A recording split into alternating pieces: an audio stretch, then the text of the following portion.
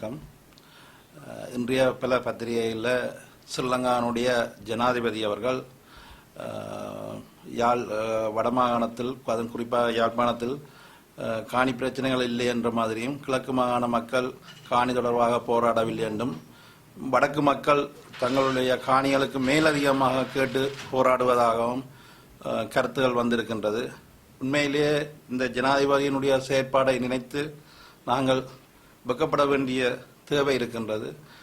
2015 ஆண்டு இந்த ஜனாதிபதி புதிதாக வந்து எங்களுடைய வலிகாமம் வடக்கு உட்பட பல பிரதேசங்களுக்கு விஜயம் செய்து இந்த நிலம்புரி நிலையங்களை பார்வையிட்டு அந்த மக்களை விரைவில் தங்களுடைய சொந்த நிலங்களில் குடியேற்றுவதாக தெரிவித்திருந்தார்.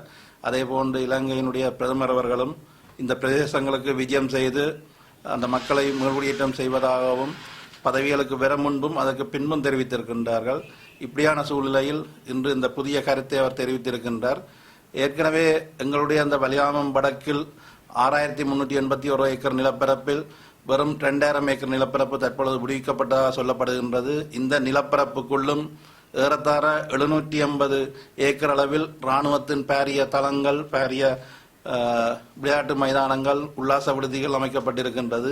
அதை விடுத்து மீறி ஒரு 1250 ஏக்கர் தான் கடந்த 2 வருடங்களாக விடுவிக்கப்பட்டு கொண்டு வருகின்றது.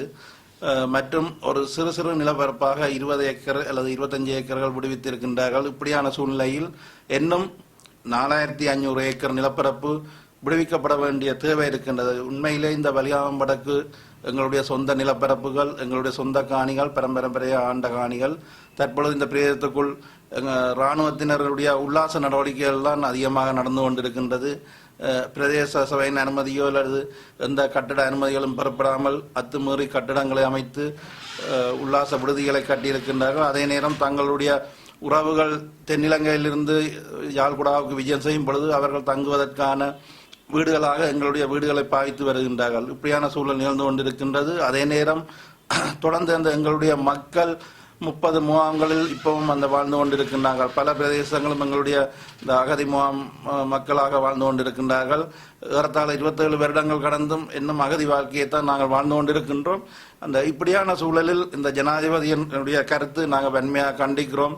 உண்மையிலே அவர் எதற்காக இப்படி சொன்னார் என்பது எங்களுக்கு கேள்விக்குறியாக இருக்கின்றது.